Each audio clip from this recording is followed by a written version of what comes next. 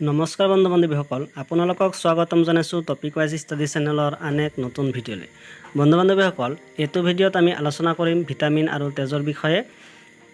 আপুনি যদি প্ৰথমবাৰৰ বাবে আমাৰ চেনেলটো চাই আছে তেতিয়াহ'লে চেনেলটো ছাবস্ক্ৰাইব কৰিব, লগতে থকা বেল আইকনটো প্ৰেছ কৰি দিব পৰৱৰ্তী ভিডিঅ'ৰ নটিফিকেশ্যনবোৰ পোৱাৰ কাৰণে। টেবুলক ভিডিঅ'টো আৰম্ভ কৰোঁ। আমাৰ প্ৰথম প্ৰশ্নটো হ'ল ভিটামিন শব্দটো কি ভাষাৰ পৰা আহিছে? ইয়াৰ উত্তৰটো হ'ব লেটিন ভাষা। 2 নম্বৰ প্ৰশ্নটো হ'ল ভিটামিন কোনে আৱিষ্কাৰ কৰিছিল? ইয়াৰ শুদ্ধ উত্তৰটো হ'ব ফাংক 1912 চনত। 3 নম্বৰ প্ৰশ্নটো হ'ল ভিটামিন কেই প্ৰকাৰ? ইয়াৰ শুদ্ধ উত্তৰটো হ'ব 2 প্ৰকাৰ। এটা হৈছে পানীত দ্ৰৱণীয় ভিটামিন আৰু আন এটা হৈছে চৰ্বিত দ্ৰৱণীয় ভিটামিন। পানীত দ্ৰৱণীয় ভিটামিন হৈছে বি আৰু চি আৰু চৰ্বিত দ্ৰৱণীয় ভিটামিন হৈছে এ, ডি, ই আৰু কে। পৰৱৰ্তী প্ৰশ্নটো হ'ল কোন ভিটামিন মানৱ শৰীৰক আক্ৰমণৰ পৰা ৰক্ষা কৰে? ইয়াৰ শুদ্ধ উত্তৰটো হ'ব ভিটামিন এ। ইয়াক এণ্টি কেঞ্চাৰ ভিটামিন বুলিও কোৱা হয়।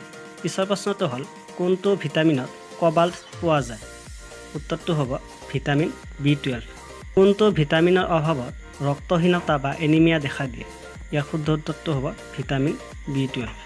জেৰথেলমিয়া আৰু কুকুৰিকণা কোনটো ভিটামিনৰ অভাৱত হয়?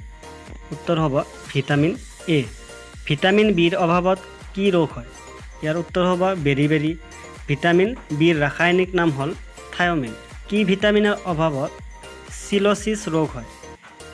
উত্তৰ হ'ব ভিটামিন B2। ইয়াৰ ৰাসায়নিক নাম ৰিবফ্লাভিন। পিছৰ প্ৰশ্নটো হ'ল স্কাৰ্ভি ৰোগ কোনটো ভিটামিনৰ অভাৱত হয়? উত্তৰ হ'ব ভিটামিন চি। ভিটামিন চিৰ ৰাসায়নিক নাম এস্কৰ্বিক এচিড।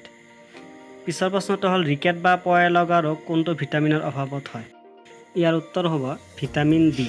ভিটামিন ডিৰ ৰাসায়নিক নাম কেলচিফেৰল। পিছৰ প্ৰশ্নটো হ'ল ষ্টেৰিলিটি অৰ্থাৎ বন্ধাত্ব কোনটো ভিটামিনৰ অভাৱত হয়? ইয়াৰ উত্তৰ হ'ব ভিটামিন ই। ভিটামিন ইৰ ৰাসায়নিক নাম টকফেৰল। পিছৰ প্ৰশ্নটো হ'ল তাপ পালে কোনটো ভিটামিন নষ্ট হৈ যায়? ইয়াৰ উত্তৰ হ'ব ভিটামিন চি। প্ৰশ্নটো হ'ল কিহৰ অভাৱত গৰল ৰোগ হয়? ইয়াৰ শুদ্ধ উত্তৰটো হ'ব আয়ডিন। পিছৰ প্ৰশ্নটো হ'ল ভিটামিন মানৱ দেহত ক'ত জমা হয়? ইয়াৰ শুদ্ধ উত্তৰ হ'ব যকৃত বা লিভাৰত। ভিটামিন কেৰ ৰাসায়নিক নাম কি? উত্তৰ হ'ব ফিলকুইনন। ইয়াৰ আন এটা নাম হৈছে মিনাকুইনন। আমাৰ পৰৱৰ্তী প্ৰশ্নটো হ'ল পেলাগ্ৰা ৰোগ কোনটো ভিটামিনৰ অভাৱত হয়?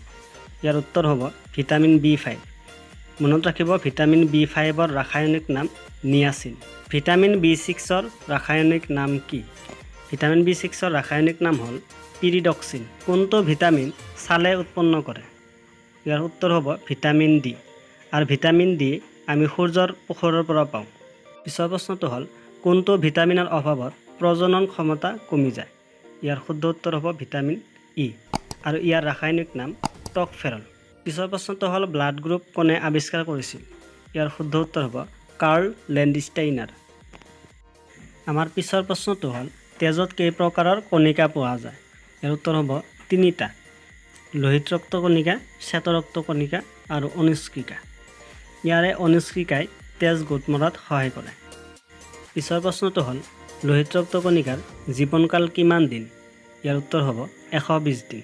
আৰু যদি সোধে শ্বেত ৰক্ত কণিকাৰ জীৱনকাল কিমান দিন, তেতিয়া হ'ব 3 পৰা 4 দিন।